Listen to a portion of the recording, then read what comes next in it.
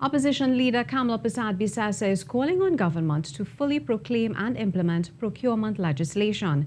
Speaking during the UNC's virtual report on Monday night, she said there is no current law that deals with the selling of public property. The political leader believes the selling of the Pointe-a-Pierre refinery should be a transparent process. Sunil Lalla reports. So if you want my support, well, you must give us the support with the procurement to ensure that white-collar crime does not go unpunished. A deal for a deal is what Opposition Leader Kamla Persad-Bissessar is offering the government.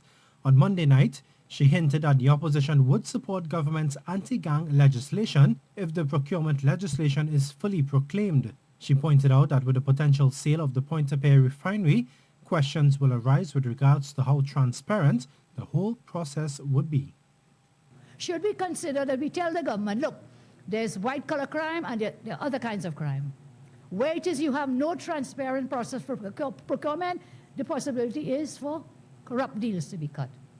So should we tell them, look, we agree with you with the anti-gang legislation, or should we say until you bring the procurement legislation fully into force, we will not support you in that?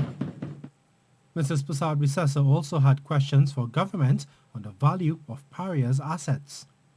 I mean, this is a massive amount of equipment, of property that belongs to the taxpayer of Trinidad and Tobago. And I really call on government to tell us how much all of this is valued, that you're now going to sell both the refinery and all these assets. You're going to pay it, sell it out for what? US 500 million, less 26 million to give them back their fee. The opposition leader added that the issue of procurement legislation may again arise following the closure of 4 UTT locations. So they closed these. And so you have evicted the students from these campuses to sell it. Who will you sell it to? Again, no disposal of public property law in place. Mrs. Persad-Bissessar claimed that other organizations have also called on the government to allow the sale of the refinery to be a transparent process and believes now is the time for procurement legislation to take effect. Sunil Lalla, TTT News. Confirmation today that the University of Trinidad and Tobago will be consolidating its campuses in order to keep operating costs down in light of funding difficulty. The Minister of Education, Dr. Nian Gadsby-Dolly, addressed the matter during the question and answer period at Tuesday's Senate sitting. The minister said while 4 campuses will be closing, students and staff will be absorbed at other campuses.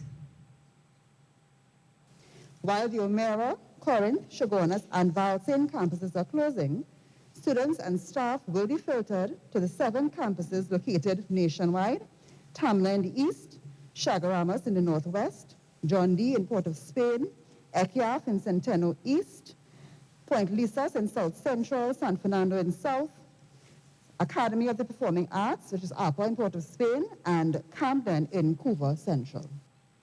The Education Minister also gave some insight as to government's current position on GATE funding.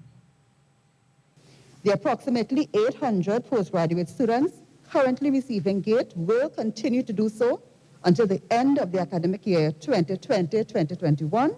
New students will not be eligible. The approximately 900 students in Jamaica and Barbados, including the 2020 intake, will be funded at the present level of GATE for the normal duration of their programs.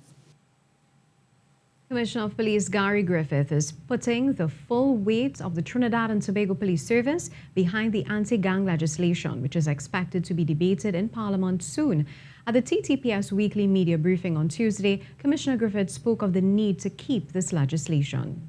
Trinidad and Tobago Police Service, we strongly see the importance of this type of legislation. And as I said, in comparison to how these laws are, when I first looked at it, if we did anything even remotely close to what is done in North America, it can play a very big part towards reducing, if not eliminating, gang activity and gang warfare in Trinidad and Tobago. The Commissioner explained the consequences of allowing gangs to flourish unchecked.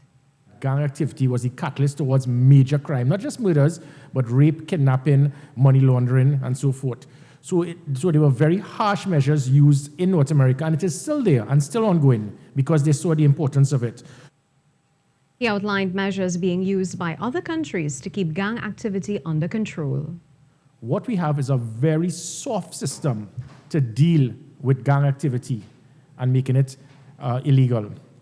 in certain cities in North America, if persons are previously charged, you cannot even converge on the street with fellow gang members.